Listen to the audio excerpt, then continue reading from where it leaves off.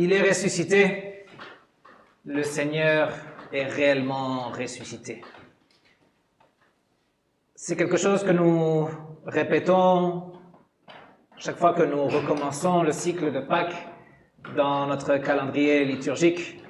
Des paroles qui nous accompagnent plusieurs semaines et des paroles qui sont tirées de l'Évangile. Il est ressuscité, c'est ce que l'ange dit aux femmes qui viennent au tombeau chercher un Jésus mort pour donner les honneurs à son corps mortel. L'ange annonce qu'il est ressuscité. L'ange commence à annoncer ce merveilleux message de l'Évangile. Un message qui vient d'en haut, un message qui nous annonce la victoire.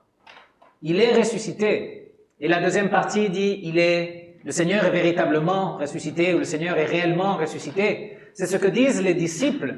Ces deux disciples qui étaient partis de Jérusalem et en train de rentrer chez eux à Emmaüs, ce petit village près de Jérusalem, à 11 kilomètres.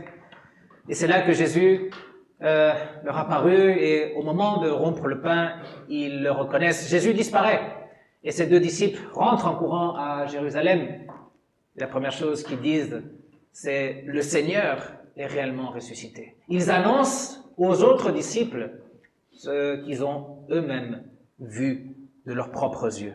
Il est ressuscité, il est véritablement ressuscité. C'est un message que l'Église a reçu, un message qui vient du ciel, un message qui vient de Dieu, un message que l'Église transmet de génération en génération. Il est ressuscité. Le Seigneur est véritablement ressuscité. Chaque génération annonce cette résurrection. Et aujourd'hui, nous pouvons célébrer cette Pâque parce que tout au long de l'histoire de l'Église, il y a eu des disciples fidèles qui ont continué d'annoncer ce message, qui ont proclamé la résurrection du Christ. Plus récemment, nous avons reçu ce message des personnes de notre famille ou des amis, des personnes qui partagent avec nous, qui nous ont annoncé cet merveilleux événement, celui de la résurrection. L'apôtre Paul, dans l'épître aux Corinthiens que nous avons lu et entendu aujourd'hui, disait « Je vous rappelle ce que je vous avais déjà annoncé. Je vous rappelle l'Évangile. » Et l'apôtre dit « Je vous rappelle ce que moi-même j'ai reçu et ce que moi-même je vous ai à un moment donné annoncé. » Parce que l'apôtre aussi a d'abord reçu le message pour après le transmettre. Mais quel est cet Évangile? Quel est cet Évangile que Paul a reçu, qu'il a proclamé, annoncé à Corinthe et partout ailleurs? Il le dit lui-même dans cette partie de l'épître. L'Évangile consiste en quelques phrases, en quelques mots. Christ est mort pour nos péchés conformément aux Écritures. Il a été enseveli et il est ressuscité le troisième jour conformément aux Écritures.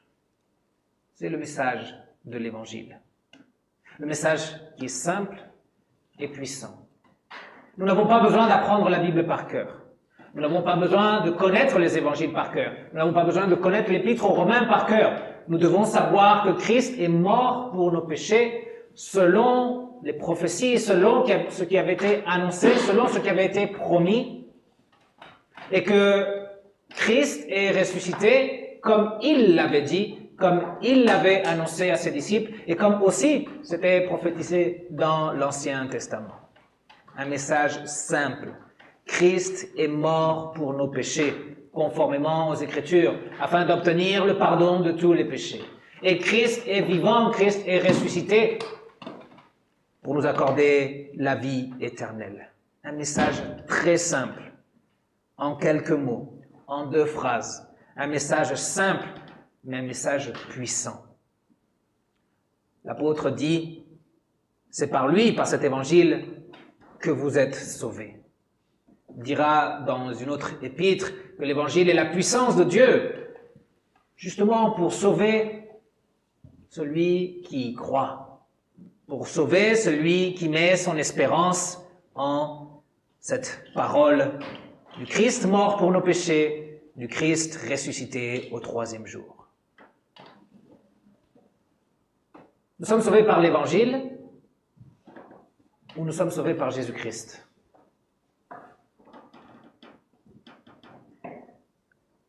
L'apôtre semble dire que nous sommes sauvés par l'Évangile. Mais en réalité, l'Évangile ne fait que annoncer cette nouvelle qui est très bonne de la victoire du Christ, de sa mort et de sa résurrection. Pourquoi faire ce point? Parce qu'il y a des faux évangiles. Des faux évangiles, on en a parlé hier en étude biblique, des évangiles apocryphes qui ont été rejetés par l'Église parce qu'ils n'étaient pas fidèles à ce qu'enseignaient les apôtres. Même si aujourd'hui ces faux évangiles reviennent grâce aux réseaux sociaux et on nous fait croire que l'Église a toujours conspiré contre l'humanité, a caché des vérités secrètes, les a enfouies. Non, la vérité a toujours été présente et elle est très simple. Christ est mort pour nos péchés et il est ressuscité pour notre justification. Il y a aussi des faux évangiles encore aujourd'hui, des évangiles qui mélangent les œuvres humaines avec les œuvres du Christ, des évangiles qui veulent nous faire croire que la volonté de Dieu, c'est que nous nous approchions de lui afin de mériter sa bonté, afin de mériter sa grâce, et non à l'envers. Le message original de l'évangile, de ce Jésus qui vient, lui, s'approcher de nous, de ce Jésus qui vient combler l'espace entre Dieu et sa création, Jésus qui vient couvrir la multitude des péchés afin de nous réconcilier avec le Créateur. Des faux évangiles où on nous dit que ce qui est le plus important, c'est l'amour pour l'autre. Ce qui est le plus important, c'est la communauté, c'est le vivre ensemble. Ce qui est le plus important, c'est la culture, ce que dit le monde autour de nous. Mais le message, c'est celui qui est conforme aux Écritures. Pas un message dilué. Le vrai évangile, c'est celui qui annonce la mort du Christ aux pécheurs, la mort du Christ pour le pardon des péchés, la mort du Christ pour ceux qui sont dans la repentance. Et le vrai évangile annonce la résurrection. La résurrection pour consoler et réconforter ceux qui craignent Dieu à cause de leurs péchés. Pour consoler et réconforter avec le pardon. Le véritable évangile est puissance de Dieu parce qu'il est le véhicule du Saint-Esprit. C'est lui qui va nous convaincre de cette œuvre merveilleuse de Jésus. C'est lui qui va nous convaincre de la véracité du paiement de notre rançon et de la victoire sur la mort. Vous entendrez sûrement parler de personnes qui disent que notre évangile a été corrompu, que nous n'avons pas l'évangile de l'époque. Et certains disent que les évangiles que nous avons, l'Église, mentent, les 4, en disant que Christ est mort sur la croix. Certains disent que Christ n'est pas mort, au moins pas ce jour-là, sinon que c'est Simon de Cyrène qui a été crucifié à la place de Jésus, parce que les soldats sont tellement bêtes qu'ils ont confondu Jésus qui était complètement en sang à cause des fouets avec Simon de Cyrène qui venait des champs et qui était très bien habillé. Non? Mais ils ont été confondus et ils ont crucifié l'homme qui n'était pas celui qui devait crucifier. Certains disent qu'il n'est pas mort, qu'il est parti prêcher dans les Indes et qu'il est devenu bouddhiste et qu'il a enseigné les religions de là-bas. On l'aurait su si c'était comme ça. C'est bizarre comme tout le monde réclame Jésus pour leur cause. Le Coran dira Jésus est un prophète d'Allah, il est un de nos prophètes.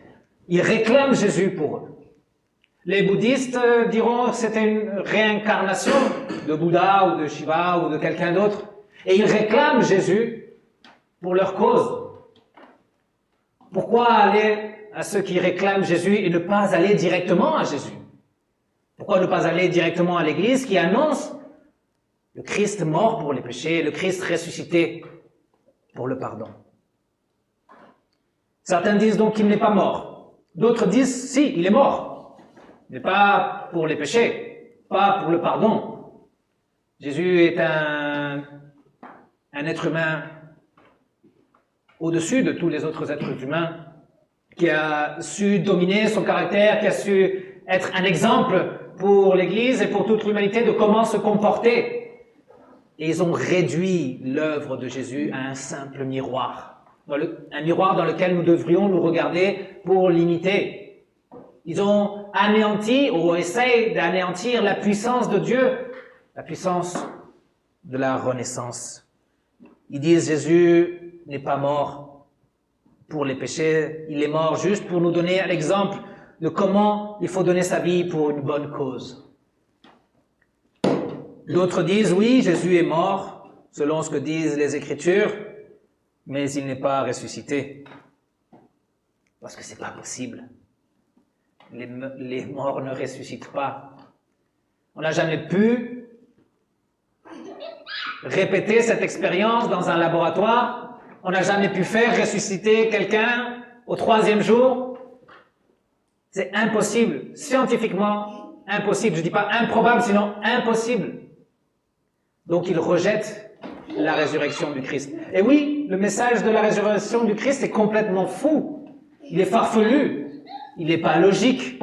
Une personne qui meurt reste dans son tombeau. Elle ne ressuscite pas. C'est pourquoi l'apôtre insiste en disant Christ est mort pour nos péchés conformément aux Écritures.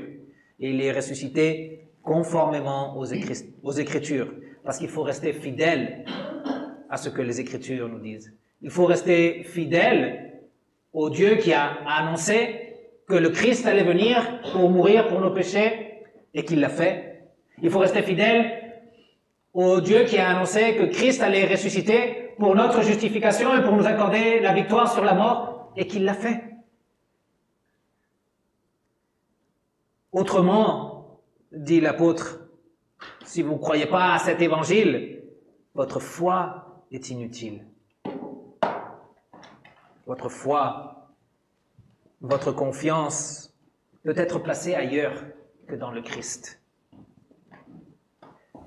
Il y a des gens qui ont foi en l'humanité. L'humanité va savoir gérer tous les problèmes, l'humanité va savoir arrêter toutes les guerres. Elle n'y arrive pas trop, mais l'humanité va pouvoir guérir toutes les maladies. On ne le voit pas non plus. L'humanité va pouvoir réussir à faire vivre l'ensemble des personnes en harmonie.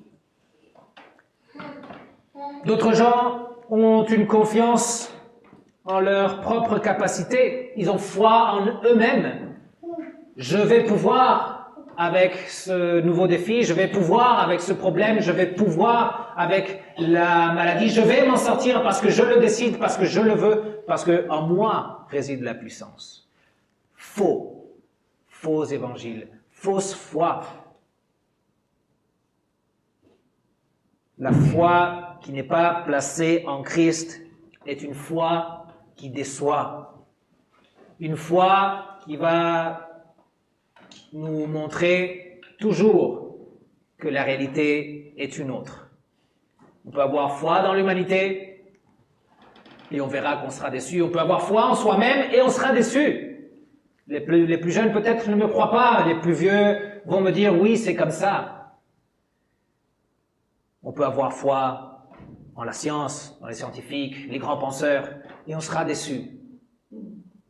Parce qu'il y a une seule chose qui ne déçoit pas. Il y a une seule chose qui est véritable.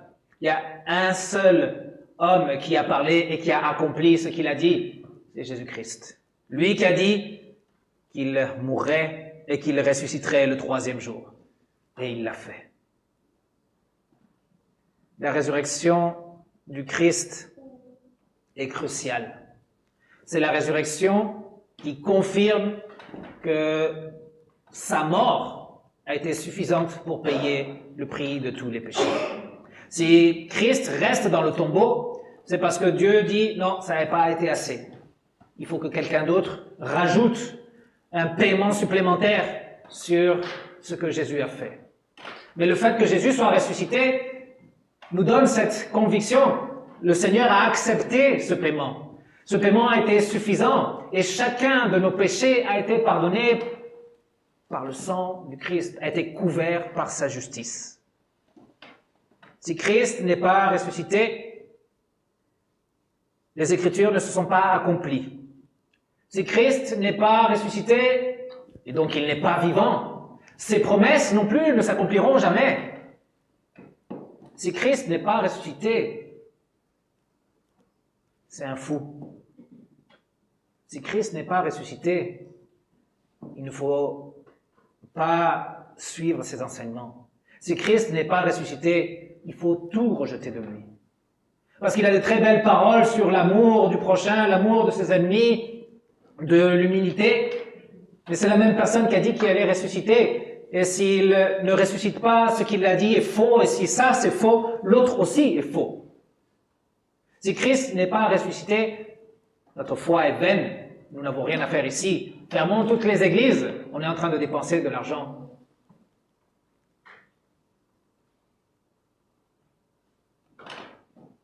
La résurrection est un message farfelu.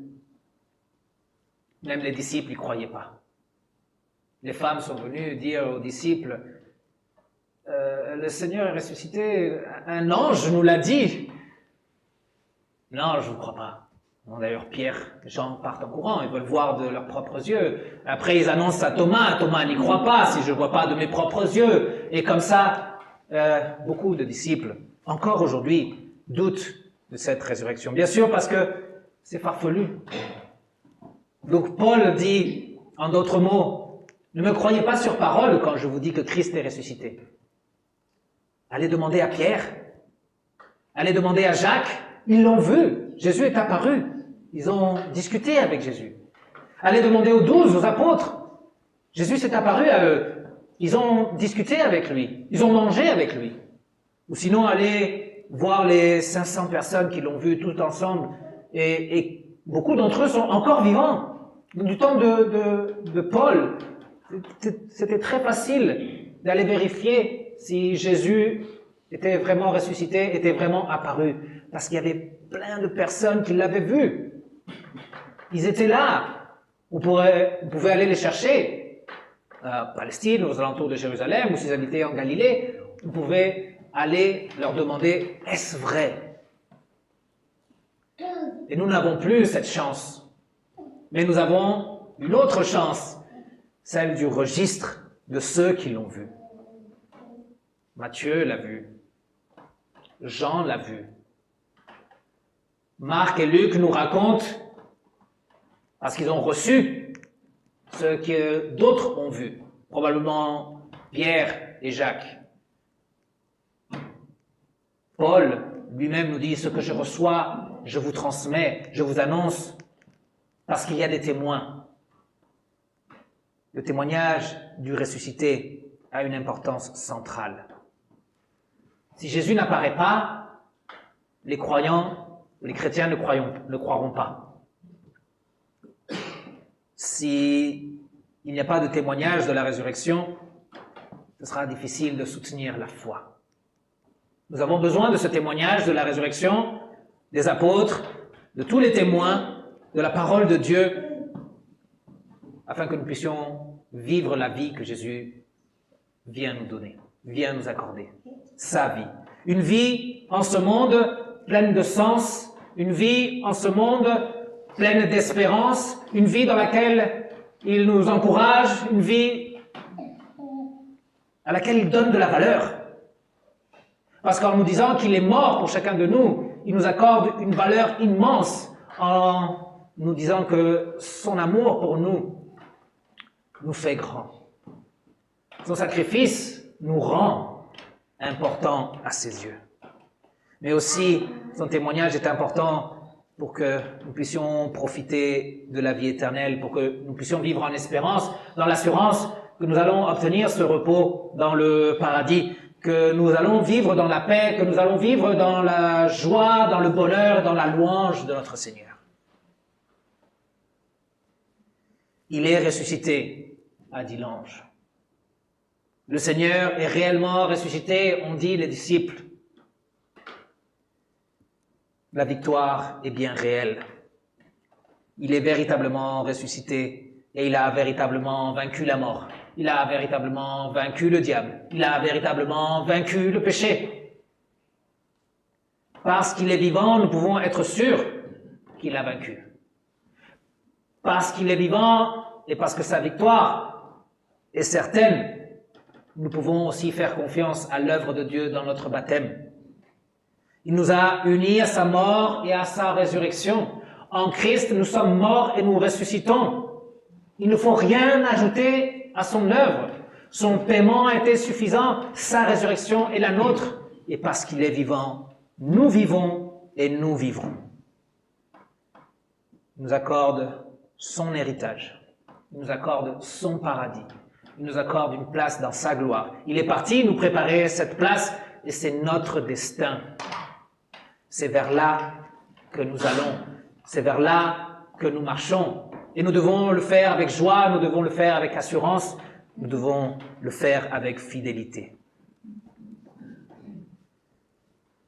C'est notre destin. Un destin qui est plein de mystères. Un destin qu'on ne peut qu'imaginer. Non, les jeunes vont nous chanter à propos de cette imagination que nous pouvons avoir. Il y a plein de choses du paradis qu'on ne connaît pas. Mais une chose est certaine, c'est ce que nous dit la Bible. Et ce sera un temps éternel de paix, un temps éternel glorieux. Jésus nous a laissé la Sainte Seine afin que nous puissions tenir ferme dans les promesses du ressuscité. Afin que nous puissions croire à cette histoire farfelue, afin que nous puissions croire en ses promesses, afin que nous puissions croire en sa parole, afin que nous puissions mettre notre confiance en lui et trouver du sens à notre vie, trouver du courage pour affronter chacune des épreuves, chacun des problèmes qui se présentent pour être sûr de notre valeur. L'Église a reçu ce message et l'annonce. Chaque dimanche, nous annonçons cette victoire. Chaque dimanche, nous répétons cette histoire merveilleuse. Jésus appelait à la repentance et nous commençons notre culte en nous présentant en repentance, en cherchant l'absolution de notre Seigneur. Jésus parcourait les villes et les villages en annonçant la bonne nouvelle, en annonçant ses enseignements. Nous, dans notre culte dominical, nous lisons la parole de Dieu et nous méditons sur ce que Jésus enseigne.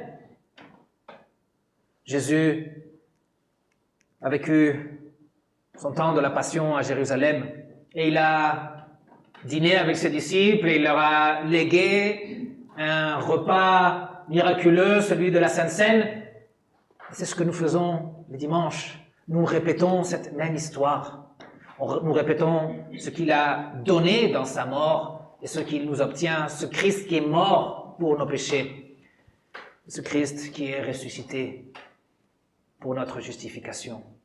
Nous allons toujours du culte avec sa bénédiction, avec son annonce de paix, avec son annonce de vie, avec son annonce de victoire. Nous avons reçu, nous aussi, ce message. Nous le croyons. Christ est mort pour nos péchés selon les Écritures. Il est ressuscité selon les Écritures pour notre pardon, pour notre vie éternelle. Nous l'avons reçu, nous le croyons. Transmettons-le. Parce qu'il y a beaucoup de gens qui ne le connaissent pas. Il y a des gens qui ne savent pas pourquoi on célèbre Pâques. Il y a des gens qui n'ont jamais entendu parler de la résurrection du Christ. Et il ne faut pas aller au fin fond de l'Amazone pour trouver ces gens-là. Ils sont autour de nous. Le message est simple, en quelques mots, en quelques phrases. Le message est puissant. Transmettons cet évangile pour que d'autres puissent vivre comme nous, le don du Christ. Pour que d'autres puissent vivre comme nous de cette vie du Christ vivant. Pour que d'autres puissent vivre comme nous sa paix chaque jour, sa paix éternelle. Que la paix de Dieu qui surpasse toute intelligence garde vos cœurs, garde vos pensées en Jésus-Christ, celui qui est vivant, celui qui a vaincu la mort, celui qui nous apporte cette victoire, nous la accorde gratuitement afin que nous puissions vivre avec lui éternellement. Amen.